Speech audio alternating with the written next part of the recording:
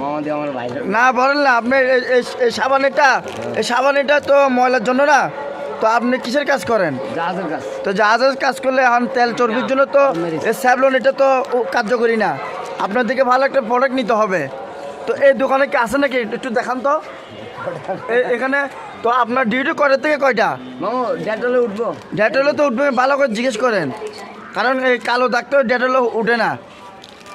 আপনি জিজ্ঞেস করছেন ওনার থেকে? আচ্ছা আমার জিজ্ঞেস করলে আপনি মামা ধন্যবাদ তোমারে।